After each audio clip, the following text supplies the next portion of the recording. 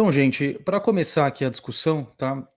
Eu trouxe para vocês, dessa vez, o WALS, que é a grande referência aí de emergência, não é tão bom quanto se esperava, né? Como é naquela parte de intoxicações.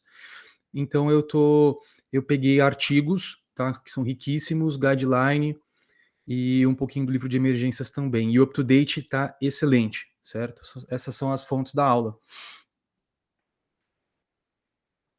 Só um segundinho, deixa eu colocar aqui o apontador laser. Perfeito. Então, a gente começa definindo a hiponatremia, né, com um valor de sódio menor que 135. Essa é a definição clássica, né. Já até pensou-se em mudar esse ponto de corte para 138, porque observaram que em diversas situações clínicas, até valores menores que 138 já implicava em um certo mau prognóstico, tá. Mas por uma questão logística e de sobrediagnóstico, optou-se por manter esse valor de 135 mEq por litro. Quando você está lendo os estudos e os artigos, às vezes você vê em milimol por litro, tá? Na questão do sódio, não faz diferença, tá? Porque é um cátion monovalente.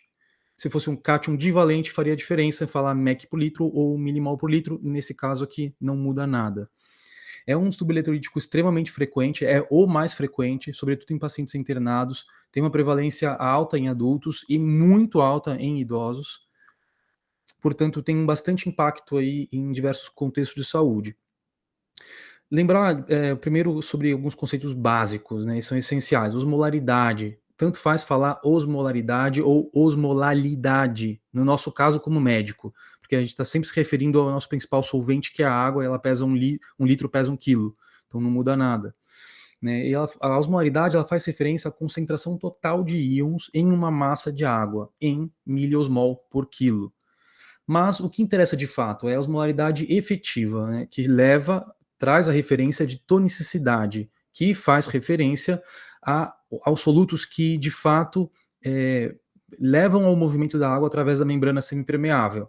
Então, por exemplo, a ureia, ela entra na fórmula da osmolaridade total, mas ela não contribui para o movimento da água através da membrana, portanto, ela está fora da fórmula da tonicidade. O valor de referência 275 a 285, eventualmente 280 a 290, algumas referências trazem também. Essa é a clássica fórmula, vocês precisam saber: 2 vezes o sódio mais a glicose sobre 18, mais a ureia sobre 6. Olha a importância que o sódio tem nessa fórmula. Trazendo aqui alguns conceitos da fisiopatologia. Então, a gente primeiro tem que entender o que é uma secreção fisiologicamente apropriada de ADH. Então, no dia a dia, numa situação de normalidade do organismo, quem manda é a osmolaridade sérica. A gente tem receptores especializados aqui no hipotálamo, sobretudo em núcleo supraóptico e paraventricular, são osmorreceptores, e que conforme a osmolaridade vai aumentando progressivamente, eles vão se tornando mais murchos e reduz a taxa de despolarização neuronal, portanto, reduzindo a produção de ADH. Então, aqui está um gráfico que é super importante ter em mente. Veja como, numa situação de osmolaridade baixa, menor do que 280, você tem uma redução abrupta e importante do ADH. Portanto, em situações de hipotonicidade, o ADH deve estar supresso. Esse é o conceito fundamental. E conforme progressivamente a osmolaridade vai aumentando, até o seu valor aí de 300, 300 e pouco, de uma forma proporcional, constante, o ADH vai subindo, vai aumentando cada vez mais. Tá? Isso é super importante também. Essa é uma situação fisiologicamente normal. Porém, numa situação de estresse do organismo, ou seja, uma situação de perda de volemia, redução do VCE. O que é o VCE? O volume circulante efetivo, é o que de fato está dentro das artérias. Existe um mecanismo de proteção que suplanta, que suprime até mesmo a questão da osmolaridade. Então, é possível que eu esteja com uma osmolaridade baixa, portanto, deveria estar com meu ADH supresso, porém, devido a um estresse clínico, reduziu o meu VCE. Eu estou mal perfundido, eu tive uma jeca importante, eu sangrei pra caramba. Isso desencadeia um processo de liberação de ADH via barorreceptores aórticos, principalmente, tem uma aferência hipotalâmica e induz a produção e liberação de DH mesmo em situações de hipotonicicidade.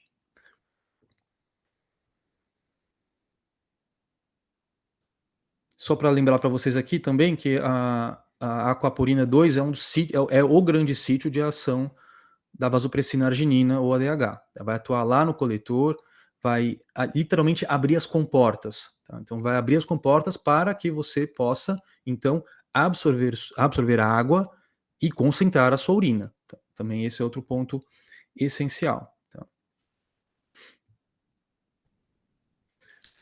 Falando um pouco aqui sobre o próprio, ADH, também conhecido como arginina vasopressina, né, ele é codificado por um gene que codifica 4 proteínas, tá, o gene AVPNP2, produz ADH, que é uma molécula pequenininha, de 9 aminoácidos, neurofisina 2, a proteína carregadora em cisteína e copeptina. Veja, a copeptina é super importante vocês lembrarem dessa molécula, porque é um marcador da produção de ADH.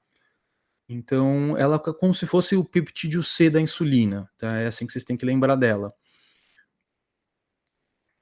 A função fisiológica do ADH, ela tem a capacidade de atuar em múltiplos receptores, tá? Então, não só ativando aqui a proteína GS, aumentando a amido cíclico e, portanto, a expressão de aquaporina 2 no coletor, permitindo que você absorva a água livre e concentre sua urina, como também atuando em musculatura lisa dos vasos. Portanto, é por isso que a gente dá vasopressina para o paciente chocado, porque vai atuar com o objetivo de atuar em receptor V1A, portanto, sendo um potente vasoconstritor e vasopressor.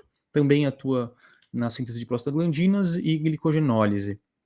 Só um detalhe aqui também, vale lembrar que atua contribui com o CRH na liberação do ACTH. Veja, está tudo interrelacionado, né? O ACTH vai te permitir produzir mais cortisol. Então, numa situação de estresse, onde até o ADH é produzido em maior quantidade, naquela questão da redução aguda do VCE, vai também atuar em receptor V3, também em receptor V1A, fazendo então parte do mecanismo de proteção do organismo, né? Então a grande lição que fica é: o organismo ele vai priorizar a defesa da circulação em detrimento até mesmo da osmolaridade. A osmolaridade vai ficar em segundo plano caso esteja ocorrendo um estresse orgânico importante. Então, só reforçando com vocês, o ADH ele pode ser produzido de uma forma apropriada, que foi o que eu estava comentando com vocês. Então, por exemplo, está aumentando a osmolaridade, eu estou muito tempo sem beber água, ou tive uma queda do VCE, ela é exacerbada, mas ela não é inapropriada. Ou ela pode ser literalmente inapropriada, tá? Então, só reforçando aqui, então situações onde ela é apropriada, perda de volume, ou uma perfusão, como é o caso de IC, cirrose e síndrome nefrótica. Ela vai ser inapropriada quando ela ocorrer de forma completamente independente da osmolaridade e da volemia. Um exemplo clássico é a SIAD, uma síndrome de secreção inapropriada, de um excesso de ACTH.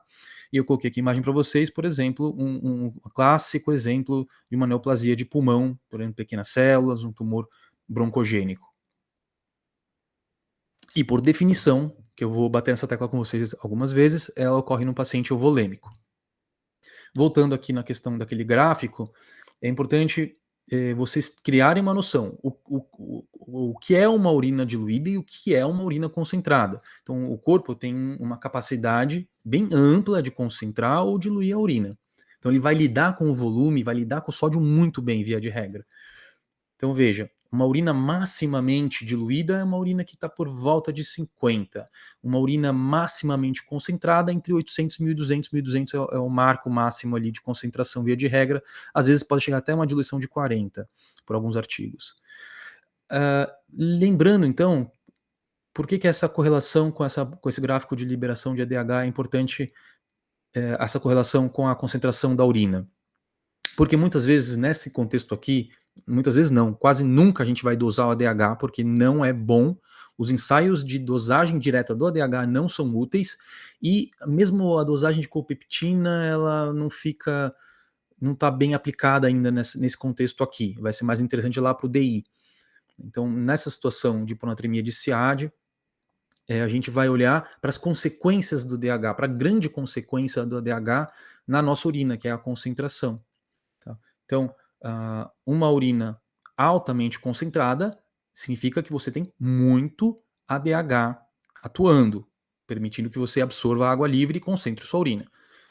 Se o ADH está supresso, então a sua urina, a concentração cai pelo menos para menos de 100, tá? Se você está numa situação de hipotonicidade, eu espero que meu ADH esteja suprimido, portanto eu espero que minha concentração urinária, para isso que eu vou olhar, para o reflexo, esteja por volta de 50, no máximo 100, tá? Se eu estou hipotônico e a minha concentração urinária vem acima de 100, opa, tem ADH na jogada. É isso que é um ponto essencial que vocês tenham em mente.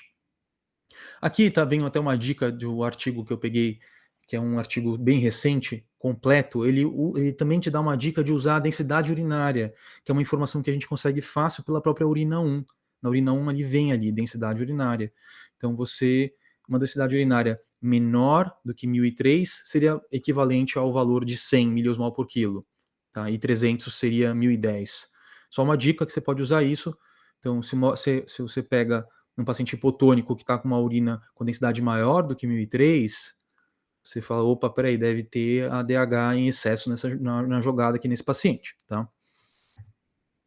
Agora eu vou falar um pouquinho sobre a classificação. Sempre me interrompam se tiver dúvida, tá? A grande classificação, que é a primeira etapa em todos os algoritmos diagnósticos, é você determinar se a sua hiponatremia é hipertônica, isotônica e hipotônica. Poxa, o que eu espero de uma hiponatremia? Que ela seja hipotônica. O principal determinante da tonicidade é quem? É o sódio. Então, se ele está baixo, é de se esperar que seja hipotônica, menor que 280. Essa é a hiponatremia real, verdadeira. Existem outras duas, que não são desprezíveis, mas são menos comuns, que é a hipertônica, que o apelido é dilucional. Em geral, ocorre nas grandes hiperglicemias, eu vou detalhar para vocês, osmolaridade acima de 295. E a isotônica, que é artefatual, uma osmolaridade entre 280 e 295. Sobre a hipertônica, então, como eu comentei, a principal causa são as grandes hiperglicemias, por isso a glicemia capilar é sempre bem-vinda. Por que acontece isso? Por um efeito osmótico diluidor. Então, o excesso de glicose tem um efeito tônico, de efeito osmolar, vai puxar a água do intra, que é rico em água também, e, portanto, quando você for fazer a medida, ela vai estar o sódio vai estar falsamente baixo, né? Então, existe até uma proporção, que a gente cita isso toda vez nas aulas de cetoacidose, que um aumento de 100 miligramas acima de 100 determina uma queda no sódio de 1,6 a 2,4. Atualmente a gente está usando aquele valor de 2, tá? MEC no sódio. Então, isso é uma causa de uma hiponatremia falsa, tá? Outras causas, o uso de manitol, tá? A 20%, manitol concentrado, endovenoso, sobretudo quando tem uma disfunção renal associada. Uso de etanol e de etilenoglicol, que é aquele anticongelante de radiador que eu comentei com vocês na aula de intoxicação exógena também. E aí, a hiponatremia isotônica, essa também é chamada de artefatual, tá? Então, uma pseudo-hiponatremia. É uma questão simplesmente laboratorial, por uma questão de diluição da amostra, você tem o método que você utiliza pode ter uma interpretação errada devido a algumas causas. Isso ocorre principalmente nos métodos de espectrofotometria de chama, com a ionometria praticamente resolve, e com a potenciometria direta esse erro fica resolvido, tá? A outra forma que é interessante, pena que a gente ainda não tem, mas é a máquina de gaso, você não precisa de diluição. Então, esse erro ele não ocorre e você tem um valor ali que é confiável nesse sentido. Exemplos, tá? Os principais exemplos é a questão da hiperproteinemia, então um mieloma múltiplo, você sempre fica atento, então, importante. O uso recente de imunoglobulina, mas em geral isso não vai passar batido, tá? E uma bilirrubina muito alta. Outra causa também é a questão do soro lipêmico, tá? Uma hipertrigliceridemia, sobretudo acima de 1500, causa esse aspecto do soro lipêmico e leva a um erro também artefatual devido a uma questão de diluição. E aí, finalmente, a hiponatremia hipotônica, que é a real, a verdadeira. A gente vai já começar desenvolvendo o racional baseado no fluxograma diagnóstico clássico. A hipotônica ela pode ser dividida em hipovolêmica, normovolêmica e hipervolêmica. A hipovolêmica houve perda é algum tipo de perda de líquido, seja renal, em geral, água com sódio, seja renal ou extra-renal. A normovolêmica, você tem o grande exemplo clássico é a SIAD, tá? Mas pode ser com elevação do DH ou sem elevação do DH. E a hipervolêmica, em geral, estamos nos referindo às insuficiências, grandes insuficiências orgânicas, cardíaca, hepática e renal. Sobre a hipovolêmica, uma causa super frequente e importante, né? Então, lembrar daquele mecanismo que eu comentei com vocês, toda vez que você tem uma queda abrupta do VCE, em geral, aí por volta uns 15%, tá? Você vai ativar uma série de mecanismos de defesa, que o corpo lança a mão de defesa para restabelecer e manter a sua volemia. Então, sede, super importante, ativação do sistema simpático adrenérgico com uma secreção de catecolaminas, ativação do SRAA, que culmina na produção de aldosterona, que absorve sódio, e também a secreção não osmótica de ADH, que vai atuar no rim, permitindo que se absorva água livre, e lá em V1 arterial, fazendo vasoconstrição. Veja que quando você tem essa perda de volume circulante efetivo, em geral, você perde água livre com sódio. Tá? E aí a hiponatremia ela vai acabar surgindo, sobretudo, nesse contexto de perda de volume, quando o paciente, por algum motivo, recebe um líquido hipotônico.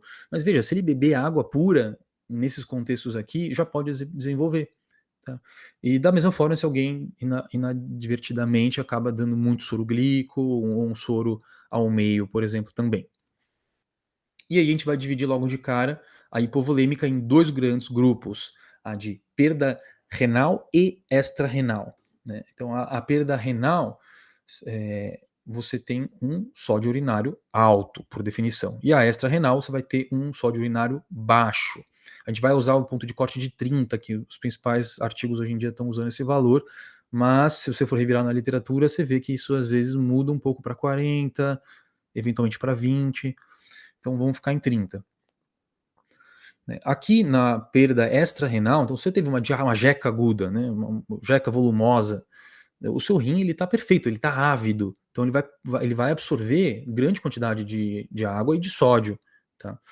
Então o sódio urinário vai estar baixo, diferente de uma situação onde você tem um problema intrínseco do rim, onde ele acaba perdendo muito sódio.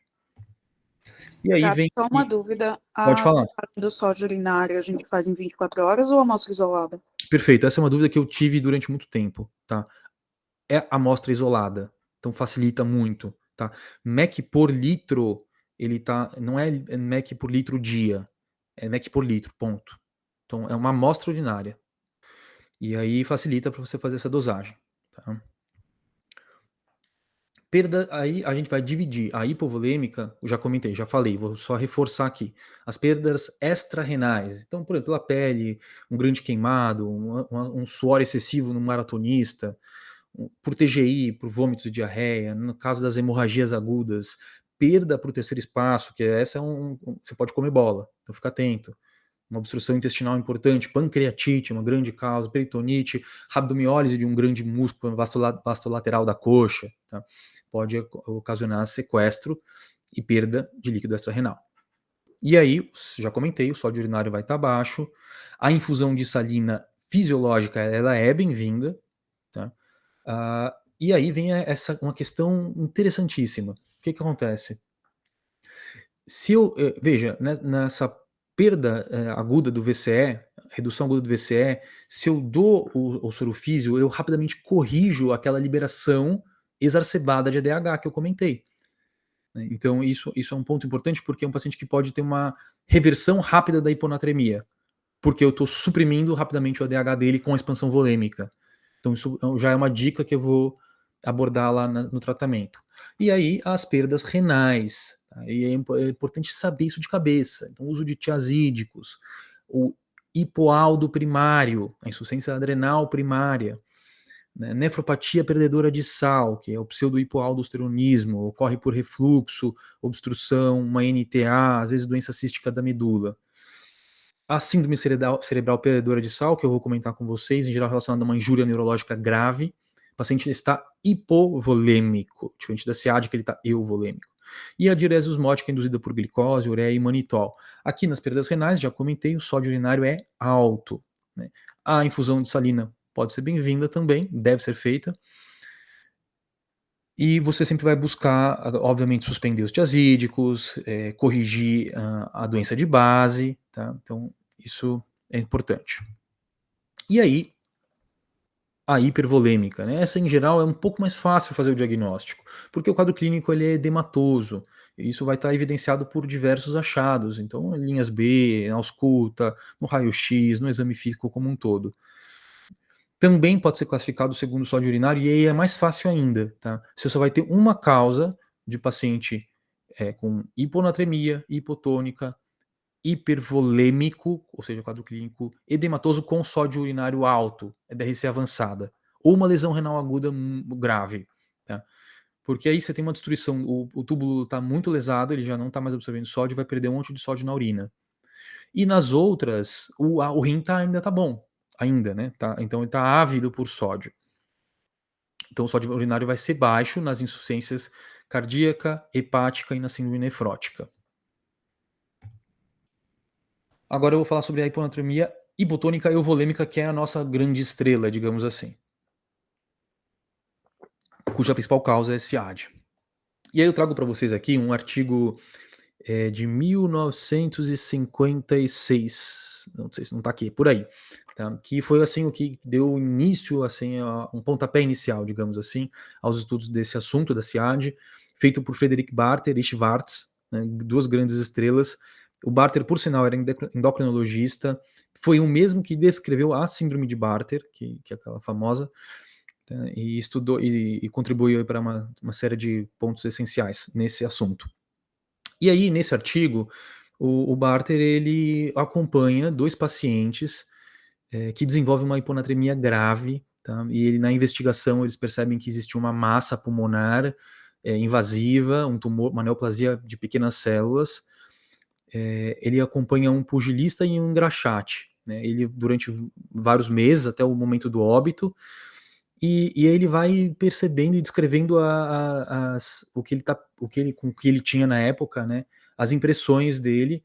Ele inicialmente ele percebe que existe uma similaridade com a intoxicação por pitrecina, que é uma espécie de ADH sintético, né? Então é como se o paciente estivesse intoxicado por pitrecina. E aí ele vai vendo as características da urina, como o paciente se comportava. Um deles lá ficou com sódio de 104, e aí ele, o que ele fez? Ele falou assim, bom, vamos dar sorofísio. O sorofísio piorou em vez de melhorar. Isso é um ponto importante. Em seguida, ele tentou dar comprimidos de sódio, também não funcionou muito bem, e depois ele associou altas doses de comprimido de sódio com DOCA. A DOCA é um derivado corticosteroide com ação mineralocorticoide, tá? Lá da cascata adrenal. E aí o paciente ficou mais ou menos bem. Então, a SIAD, você tem que pensar ela como uma síndrome, tá, de secreção inapropriada, ou síndrome da antidiurese inapropriada, esse seria o termo mais adequado. Porque eu posso, não necessariamente nessa síndrome, ter excesso de ADH, tá? Eu posso ter simplesmente uma hiperatividade da aquaporina tipo 2, que é uma síndrome genética. Então, cuidado com essa definição, que ela não é tão simplória. O ADH ele pode estar sendo produzido de forma eutópica ou ortotópica, enfim, e ectópica no caso de um tumor, tá? E existe, obviamente, falha na supressão do DH e, consequentemente, uma retenção hídrica desproporcional. E aí vem uma explicação bastante interessante. Veja, por definição, a SIAD é uma hiponatremia euvolêmica, por definição. Mas, quando você vai fazer um estudo de sutileza, eles percebem que, na verdade, tem um leve aumento do VCE, do volume circulante efetivo, e isso é o suficiente para poder distender um pouco os baroreceptores intracardíacos e acaba levando à liberação de ANP e BNP. E o ANP e BNP tem um efeito natriurético. Tá? Isso aí vai atuar lá no TCP, no túbulo contorcido proximal, né, onde o sódio está sendo absorvido atrelado a ácido úrico, portanto é uma situação onde você tem aumento da secreção de sódio e de ácido úrico também, hiperuricosúria. Portanto, acaba explicando aí alguns dos achados que a gente tem na SIAD, tá? E aí vem os critérios, são os critérios que eu estou usando aqui da Sociedade Americana, do guideline americano, que é baseado nos que são os critérios de Schwartz, tá? Que é aquele que contribuiu naquele artigo lá que eu comentei com vocês. E aí, por definição, osmolaridade efetiva baixa, uma hiponatremia hipotônica, menor que 280 ou 275. O ADH está alto, portanto, a minha urina está altamente concentrada. Tá? Eu estou absorvendo muita água livre. Então, vai ser acima de 100. O paciente tem, por definição, vai estar euvolêmico. A concentração de sódio urinária é alta, que eu já comentei com vocês. Você tem que lembrar sempre que esse é um diagnóstico de exclusão. Portanto, sempre pesquise insuficiência adrenal e insuficiência tiroidiana. E, veja, para o diagnóstico ficar perfeito, não pode ter um uso recente de diuréticos. Tá? Então, você vai ter que, eventualmente, suspender a hidroclorotiazida, o diurético de alça, para poder caminhar com esse diagnóstico. E aí, depois, eles incluíram alguns critérios adicionais no que era nesses critérios clássicos aqui. Então, um ácido úrico baixo, porque você está sempre tendo hiperuricosúria. Também as escórias aqui estão baixas, tá? A ureia, via de regra, está menor que 22. Isso chama atenção, porque às vezes você está na dúvida, ele está euvolêmico ou ele está um pouco hipovolêmico? Aqui está uma dica. No hipovolêmico, a ureia vai estar mais alta. É uma conjunção de fatores, não é um critério isolado, tá? São todos juntos que vão contribuindo para o seu diagnóstico. E aí foi o que aconteceu aqui com o Barter, olha, uma falha na correção da hiponatremia após a infusão de solução fisiológica. Lá na hiponatremia hipovolêmica, se eu dou o sorofísio, ele já dá um gás, já melhora rápido. Aqui não, né? Aqui ele piora. E por que ele piora? Porque ele está perdendo mais sódio na urina e retém mais água livre daquele sorofísio que você deu do que ele perde mais sódio na urina do que você está dando. Portanto, acaba só retendo água livre, então você piora a situação do paciente que está em SIAD. É até possível, é raro, mas eles recomendam isso em artigo, que com salina a 3%, mesmo assim também aconteça isso. Ele acaba perdendo mais sódio na urina do que você está dando na salina, e a salina a 3% pode piorar o quadro do paciente, pra você ver. E aí, a fração de excreção de sódio, claro, faz sentido, vai estar alta, a fração de excreção de ureia vai estar alta, a fração de excreção de ácido úrico vai estar alta também, você vai ter que fazer o cálculo. E o paciente tende a melhorar mais se você faz a restrição hídrica nele. E aqui eu faço para vocês um apanhadão das dezenas de causas que podem levar, de etiologias da SIAD, tá? Uma longa lista, vou só comentar alguns casos aqui com vocês. Então, as neoplasias de pulmão é o grande clássico, broncogênicas, pequenas células, gástrica, linfomas, leucemias, tumor de próstata, sarcomas. As patologias do sistema nervoso central, uma injúria traumática grave, tumor, esclerose múltipla, encefalites, meningite, Guillain-Barré, um HSA super importante. Tá? HSA pode fazer tanto SIAD como síndrome cerebral perdedora de sal. As psicoses, tá? Cirurgia transesfenoidal, trombose venosa central, AVS, Scheidegger, raríssimo, delirium tremens, porfiria intermitente, febre maculosa, enfim, uma longa lista. Diversos acometimentos pulmonares mediastinais, tá? Então não subestime isso aqui. Veja, então tuberculose, pneumonia, doenças fúngicas, abscesso, ventilação mecânica pode fazer isso. Tá? Então DPOC, timoma, pneumotórax, até mesmo atelectasia, tá? E asma.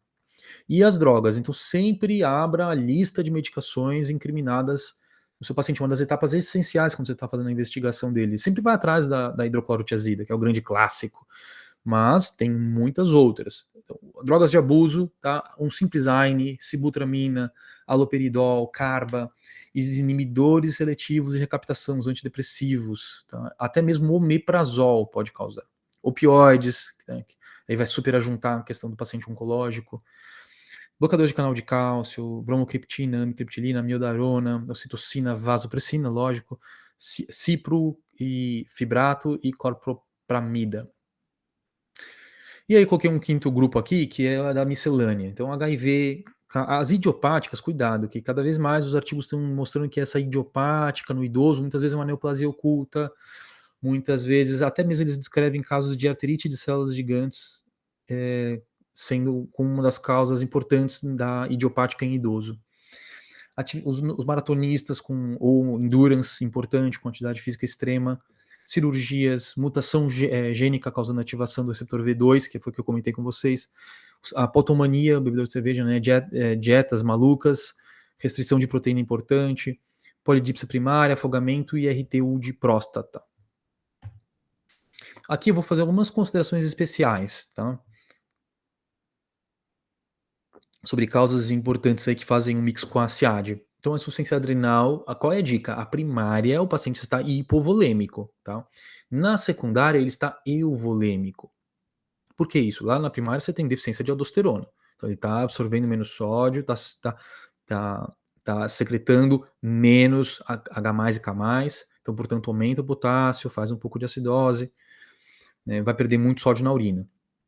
Na secundária, o mecanismo é outro.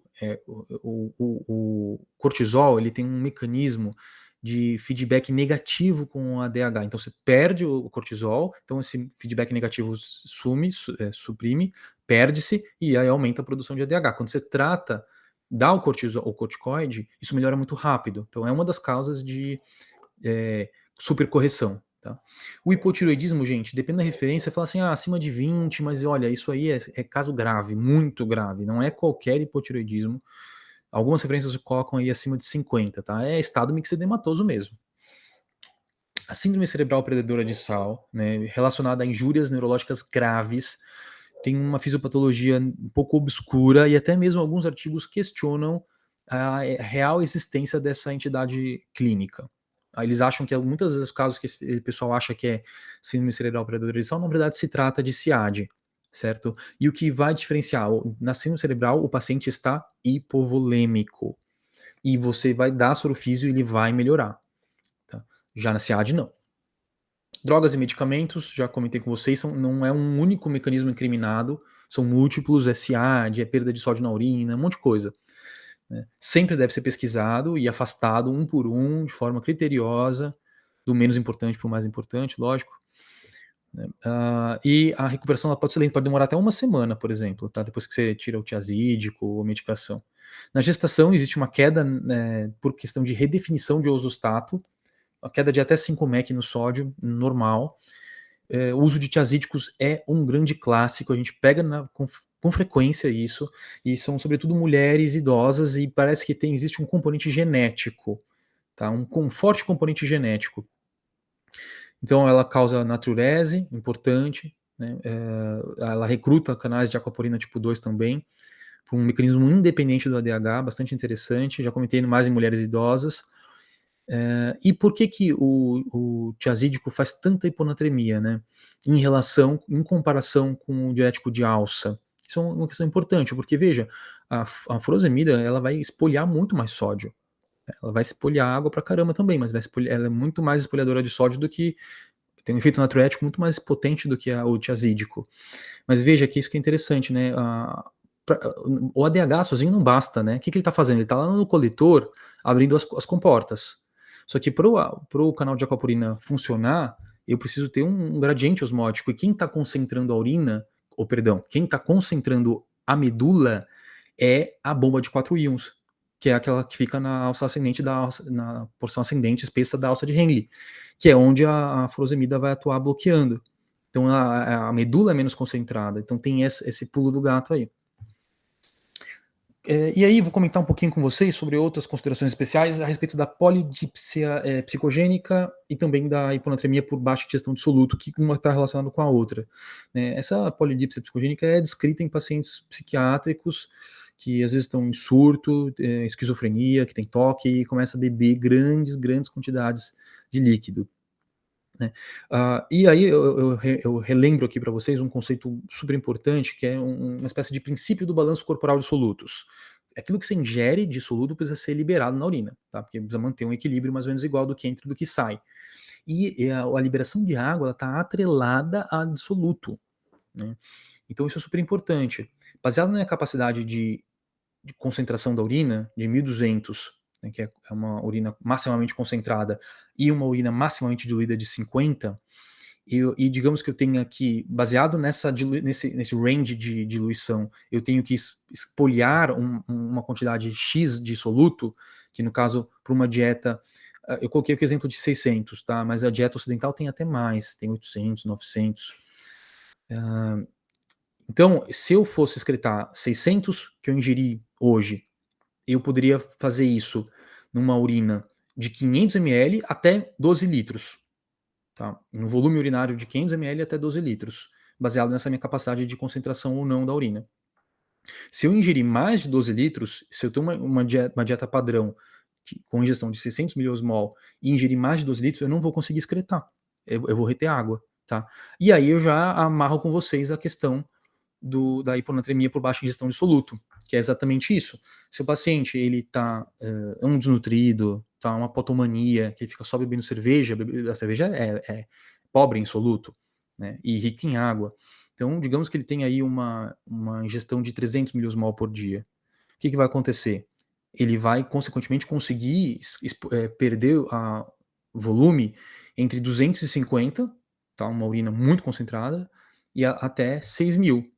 Se eu ingerir mais de 6 litros por dia, eu vou, consequentemente, reter água livre. Então, quanto mais baixa a minha ingestão de soluto, menor é a minha capacidade de lidar com o excesso de ingestão de água, tá?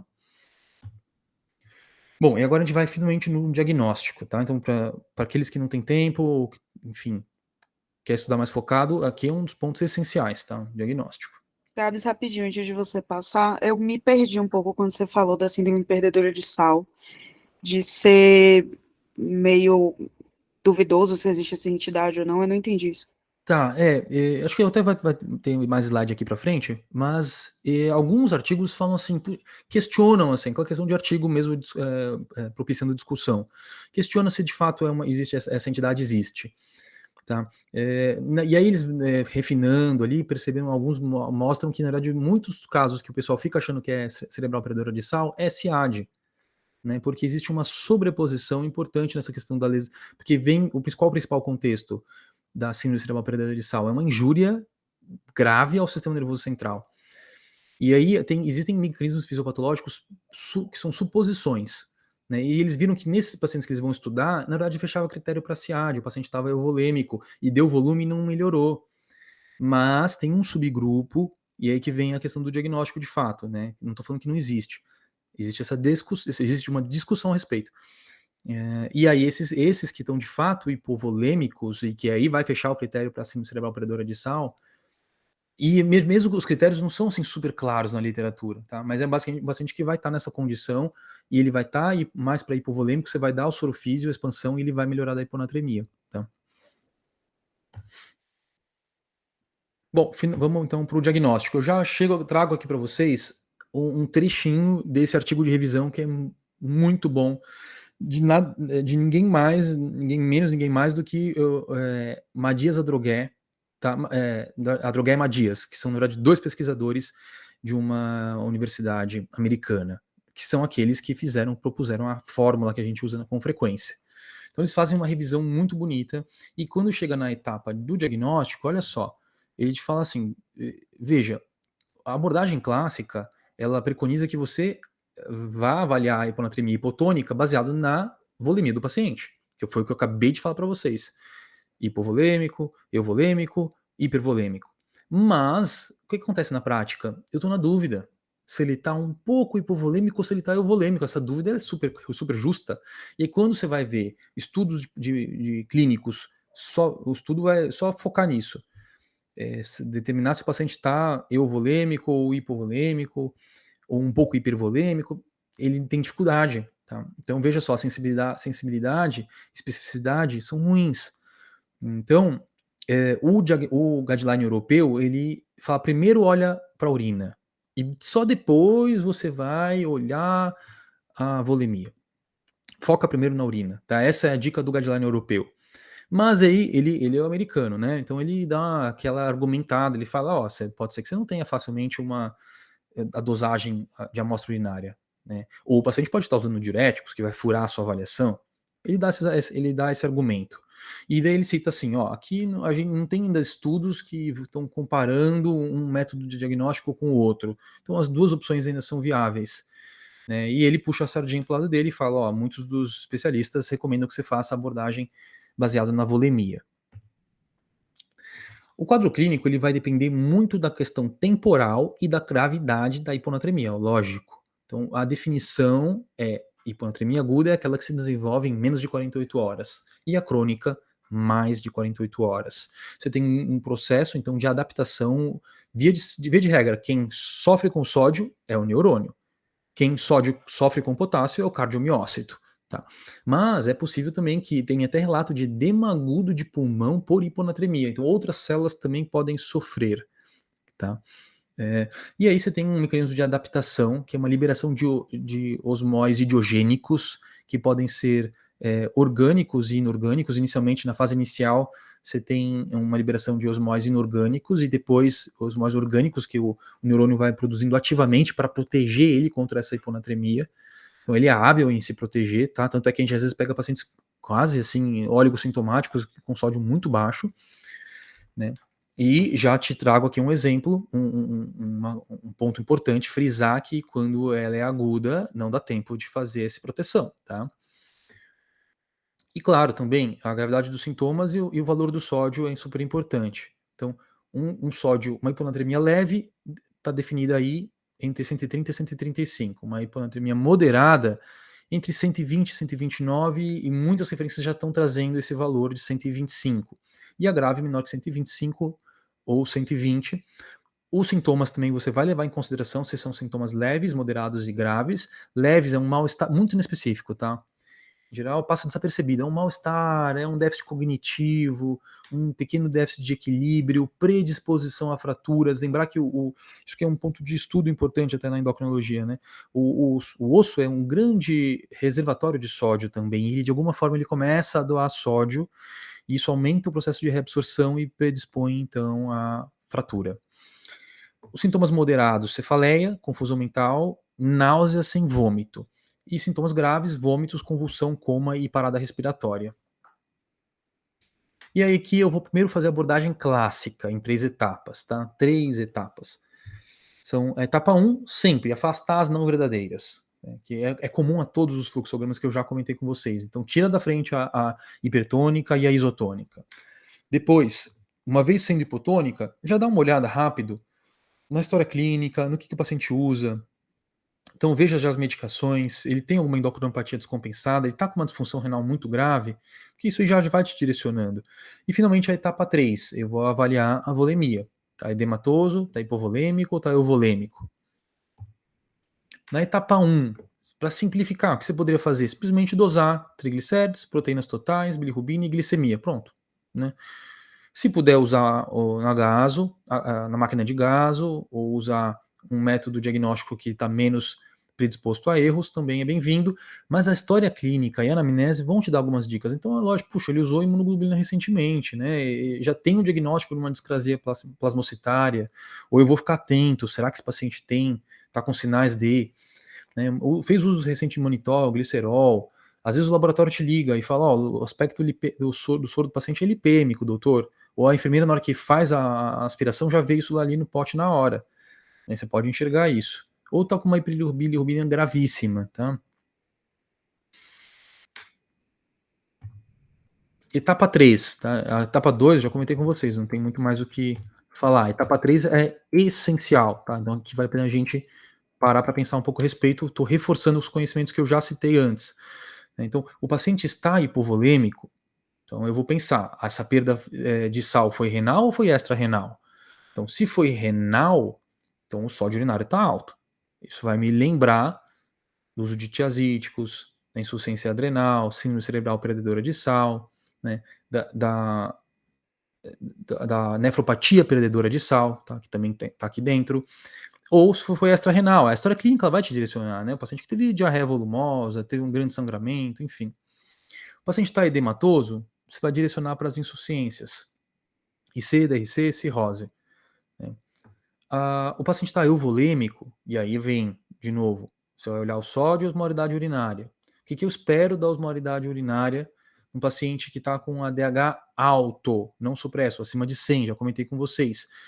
Lembra, então, pela fisiopatologia da SIAD, você tem um aumento de sódio urinário, portanto o sódio urinário vai estar alto, né, perda do ácido úrico junto também, e aí você vai sempre lembrar que é um diagnóstico de exclusão, portanto você vai dosar, ver a questão das endocrinopatias, tá? Para poder fazer esse diagnóstico. Aqui no paciente que está euvolêmico, ainda poderia me gerar uma dúvida, né? Baseado no sódio urinário baixo e uma osmolaridade urinária baixa, isso me direciona para poucas causas. Isso é super interessante, tá? Porque aqui mostra para mim que o ADH está supresso. E aí, polidipsia primária, uma atividade física extenuante, potobania, tá? E dietas pobres em proteínas e solutos. Então, aqui vem o fluxograma diagnóstico europeu, tá? Que é direcionado pela urina. Eu acho que é interessante saber os dois, entender os dois. Você vai primeiramente afastar as causas não verdadeiras, isso é comum a todos, já comentei. Depois, agora sim, você vai direto olhar para a osmolaridade urinária e em seguida para o sódio urinário. Então, olhando para a osmolaridade urinária, foi o que eu acabei de falar, olha só, como uma coisa bate com a outra. A osmolaridade urinária está baixa, a primeira coisa que você vai olhar é isso. Poxa, o ADH está supresso, o paciente está diluindo a urina dele. Isso vai me direcionar para aquelas poucas causas que eu acabei de comentar, polidipsia primária, baixa ingesta de solutos, exercício extenuante, ou alguém fez um fluido hipotônico EV aí sobre o glico em excesso. Tá?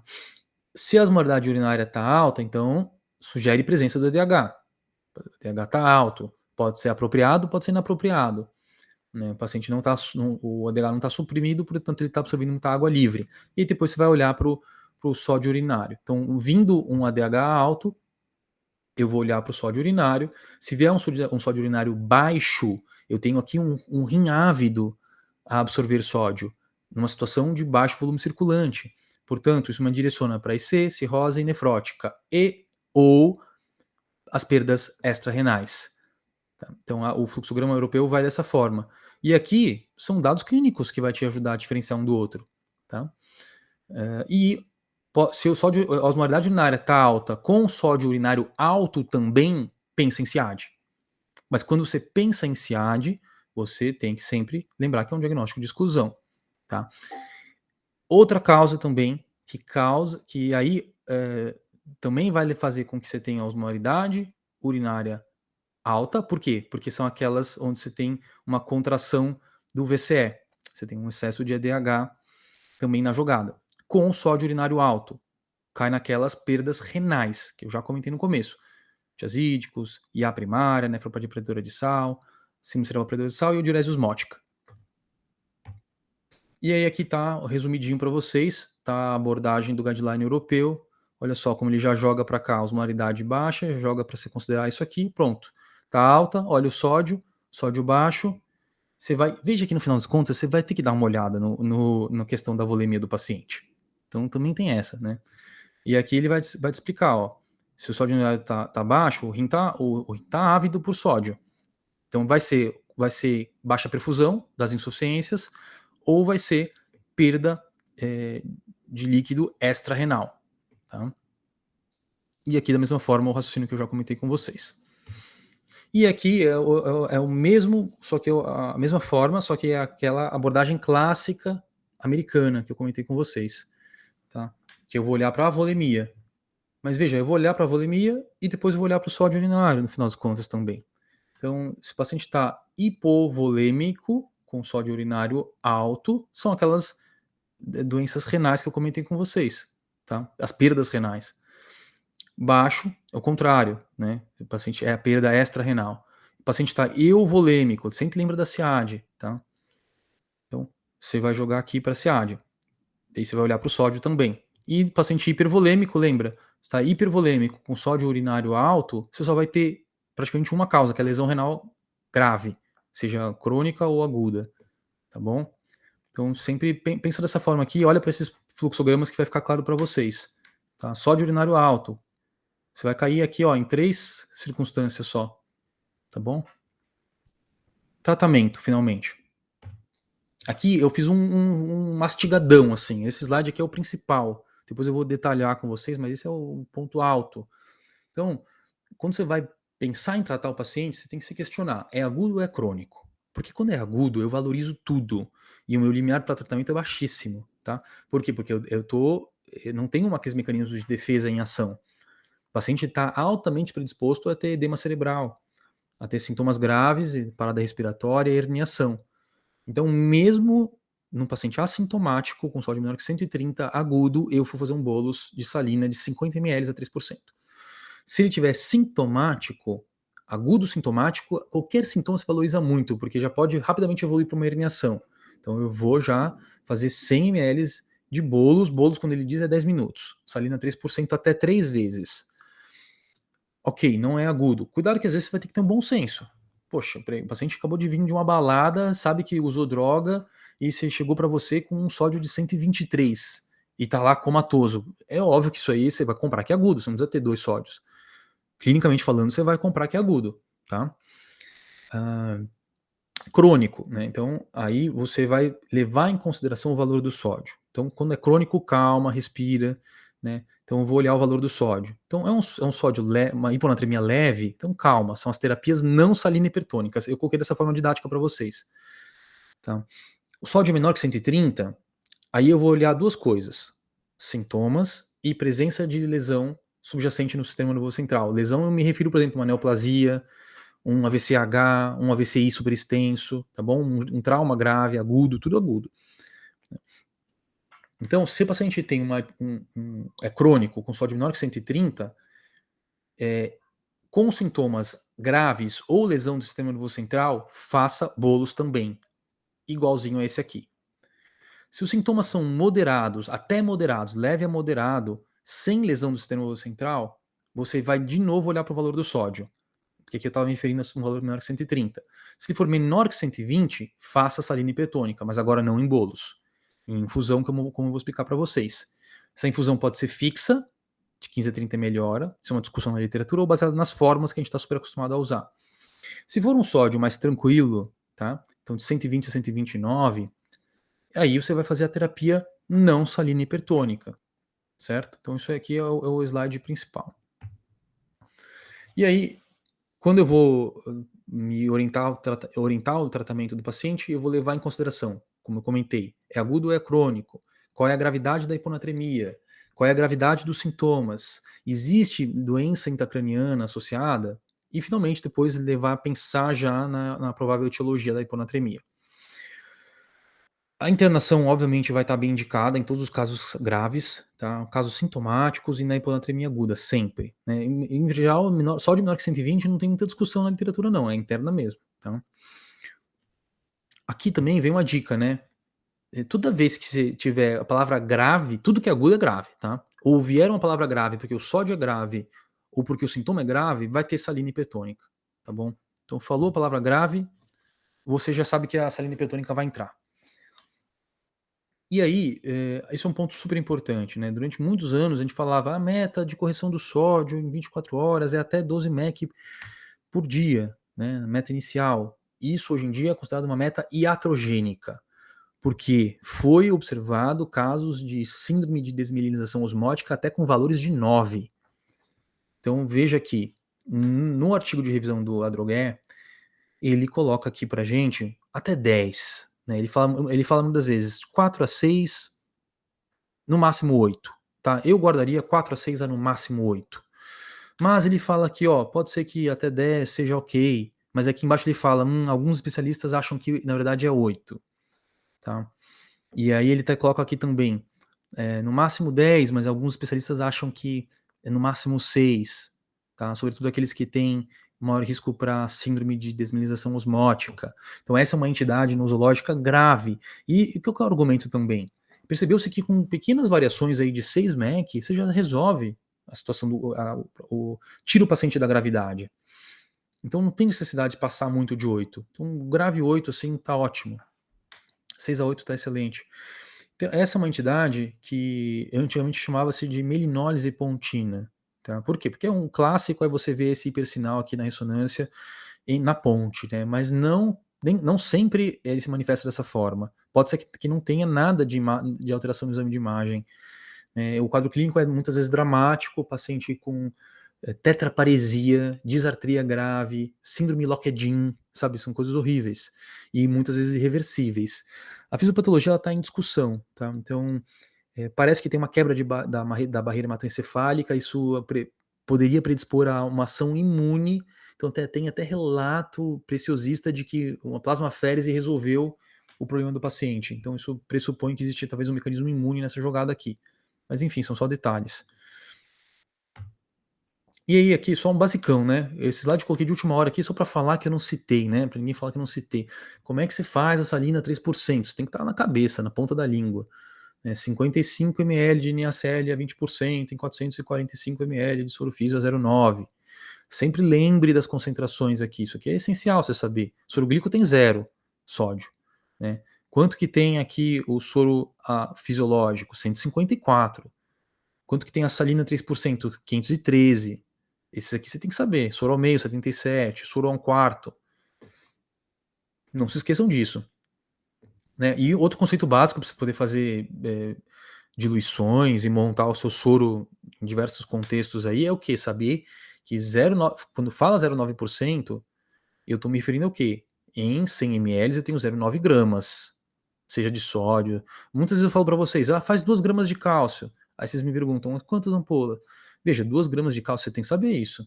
Né? Então, se a ampola de cálcio que a gente tem aí mais comum é de 10% e vem 10 ml, então o que eu estou querendo dizer com isso? Eu teria 10 gramas em 100 ml. Então quer dizer que eu tenho 1 grama a cada 10 ml, ou seja, eu tenho 1 grama de cálcio por ampola. Se eu estou pedindo 2 gramas, quer dizer que eu estou pedindo 2 ampolas. No nosso caso aqui, tá? Bom, e aí o tratamento ele vai ser orientado em cenários, tá bom? Que são cenários que eu já coloquei ali para vocês no resumão. Né? Então, é uma hiponatremia aguda sem sintomas, é uma hiponatremia aguda com sintomas, mesmo que leve, ela é crônica, com sintomas graves ou sintomas até moderados com patologia do sistema nervoso central. É um paciente com hiponatremia crônica sem sintoma ou até moderado com sódio menor que 120, que são situações onde eu vou dar a salina. Tá? Esse é o resumão. E a terapia não salina hipertônica, que são situações do sódio crônico, com elevação maior que 121, com sintomas até moderados. Tá bom? Bom, sobre a aguda, rapidamente aqui.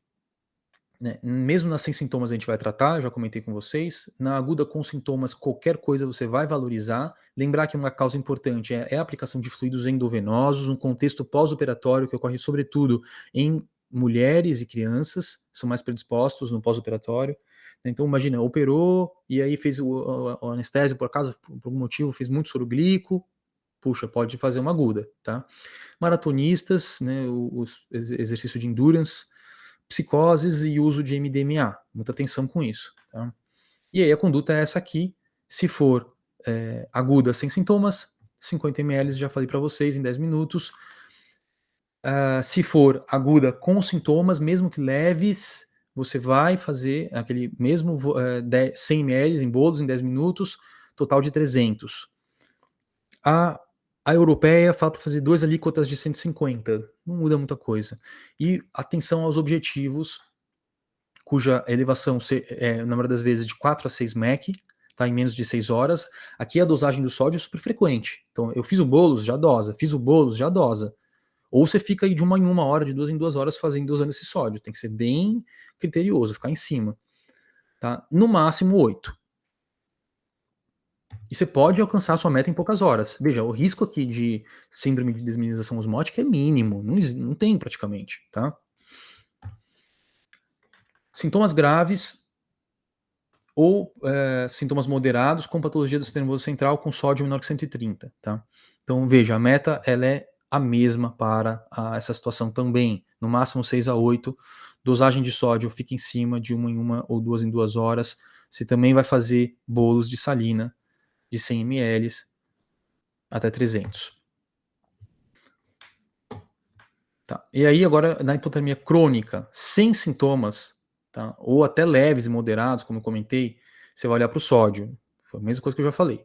E aí você vai ter esse objetivo de 6 a 8 em 24 horas, tá? Poderia ser até menos, 4 a 6 a depender do risco do paciente ter melinólise pontina.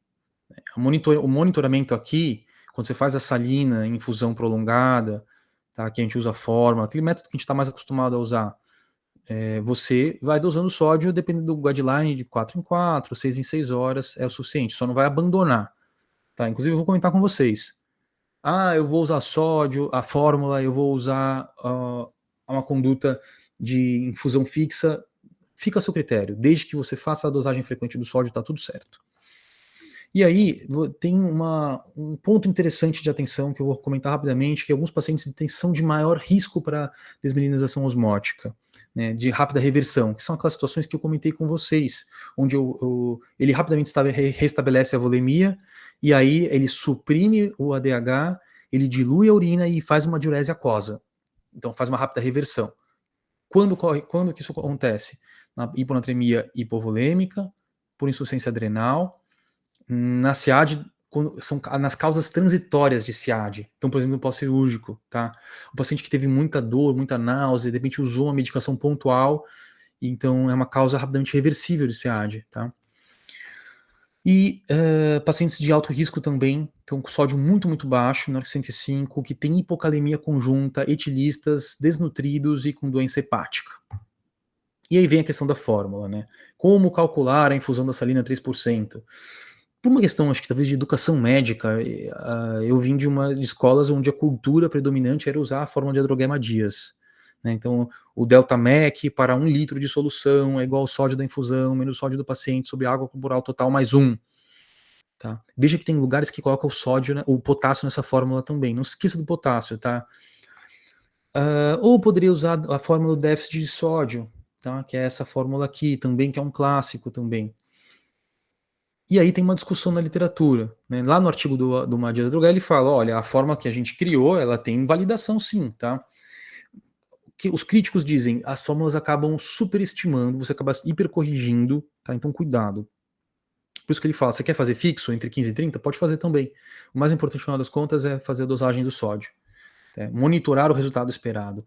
E a reposição de potássio, por diversos motivos fisiopatológicos, não vou me aprofundar nisso, mas um deles, por exemplo, se eu estou dando potássio, lembrar que eu tenho um déficit do intracelular, quando eu olho para cada um mEq de potássio, abaixo do limiar do limite inferior, então 3,5, está em 2,5.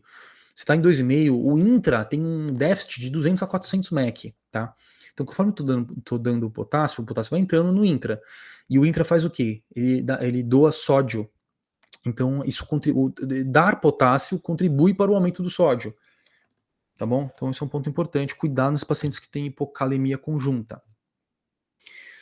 Para casos onde você tem, eu até coloquei aqui para vocês, ó.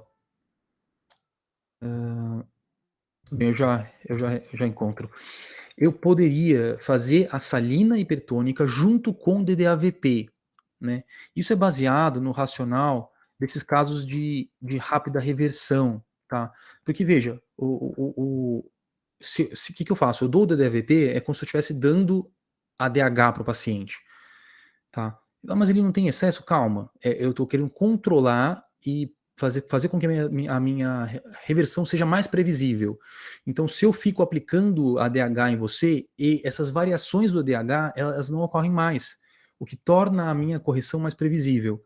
Então, é possível que eu faça esse protocolo para alguns pacientes que têm maior risco de desmineralização, de dar DDAVP, IV ou subcutâneo, nessa dose de 6 em 6 horas, por 24 a 48 horas, para tornar mais previsível a minha reversão, tá? Isso está contemplado na literatura. E aqui até coloquei qual que é o racional. É aqueles pacientes que estavam, de repente, hipovolêmicos e tem uma rápida supressão do DH, né? Ou eu repuso o cortisol dele, tá bom?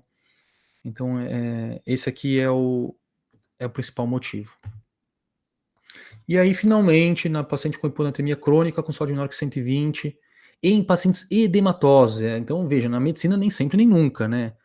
Aqui é uma situação onde eu posso dar soro com furo, sem problema, tá? Até mais relevante do que daria fazendo uma hipercalcemia. Tá? Então, aqui eu posso dar salina 3% junto com furosemida. E o paciente tá, então, é um paciente com IC, né? Só que, veja, minha meta aqui é muito mais tranquila, porque esses pacientes já têm o sódio meio baixo, então você não precisa ser super rigoroso, tá? Então, se chegar já em 125, você pode suspender a sua correção e começar a manejar o paciente como você está acostumado. É um marcador de mau prognóstico, tanto na IC como na cirrose, né? E as suas metas são bastante semelhantes, e aí você pode fazer a furosemida junto. E aí, finalmente, a terapia não salina hipertônica. que é aquele cara crônico, com sintomas até moderados e o sódio maior que 121, ou aquela hiponatremia leve, tá bom? Então, e aí você vai pensar o quê? Aí eu vou pensar na etiologia, tá? Lá na fase aguda, o paciente está grave, casa caindo, faz a salina, né? Agora, com calma, você vai pensar a respeito, né? Puxa, eu vou pensar, será que é SIAD? Né? Então eu vou caçar, às vezes, de repente, um câncer nesse paciente, eu vou fazer a restrição hídrica é a terapia padrão para tratamento da SIAD, então a restrição hídrica é super importante.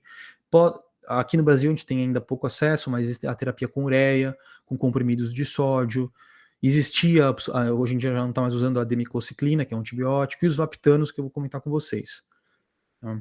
Esses casos aqui, não faça salina, tá bom? Não faça, não tem necessidade, né? Sem ansiedade. Sobre a restrição hídrica, então é uma das grandes, ainda é uma das grandes terapias para SIAD, tá bom? E aí você vai fazer o quê? Né? Você pode, tem uma variação ali de restrição hídrica, que você pode usar uma fórmula super interessante, que é avaliando o sódio e o potássio urinário dividindo pelo sódio plasmático. Tá? Se essa relação der maior que 1, prevê, na verdade, de que a sua restrição hídrica não vai dar certo. Tá? Então você teria que fazer uma restrição hídrica contando com os alimentos, com a água da comida, menor que 500 ml. Nesse caso aqui. Por quê? Porque isso aqui é um marcador de que, na verdade, ele está com muito ADH. Né? A urina está com muito concentrada, muitos eletrólitos aqui. Portanto, ele vai acabar não sendo um bom respondedor, e aí eu já posso até me adiantar e já adicionar furosemida naquele racional que eu comentei com vocês da questão da tonicidade da medula. E se de repente essa relação ela é mais baixa, menor que 0,5, o PV é uma boa resposta, tá? Veja que a gente está diante de uma situação que não é fácil, tá? A aderência aqui é bem difícil. E aí os comprimidos de sódio. Como é que você vai orientar o seu cálculo do comprimido de sódio? Ah, ele está lá com sintomas até moderados ou leves, um vozinho com 123 de sódio. Você pode fazer os comprimidos de sódio, tá bom? Você até encontra aqui no mercado nacional também. Você usa a mesma fórmula que você faria, por exemplo, pode usar o Adrogué se quiser, tá? Ou o déficit de sódio do corporal. Então, o mesmo cálculo que você faria para a sua salina, só que você vai ter que saber fazer as conversões aqui, tá bom? Ó, então, você vai fazer aqui a sua salina, 1 grama de sal oral equivale mais ou menos a 35 ml de salina 3%. Então, você calcula lá o volume a 3% e depois joga para comprimido de sal oral, tá bom? Então, bem indicado para casos de SIAD, até mesmo os casos de hipovolemia, depois que você já fez o volume inicial, a expansão volêmica, tá? E não vai usar para paciente com IC e cirrose, tá? A ureia desponta como uma terapia super interessante, tá bom? Você pode usar esses sachês de ureia que torna mais palatável, lá nos Estados Unidos tem até saborzinho, e é uma boa alternativa aos comprimidos de sódio com furosemida. Tem uma bela resposta na SIAD, a dose é essa aqui de 15 a 60 gramas, acaba induzindo uma excreção de água livre, né? Pode ser usar naquela. Lembra que eu comentei com vocês de que a SIAD ela pode se expressar, na verdade, somente por uma hiperatividade da aquaporina tipo 2 por uma doença genética? Aqui você pode usar a ureia. Né? Na IC você poderia usar também, mas não deve usar, né? Vocês devem imaginar por quê. A ureia no paciente com cirrose é importante. E é isso, gente. É uma aula difícil, espero que eu tenha ajudado a melhorar a compreensão de vocês. Tem alguém vivo ainda? Sim, sim.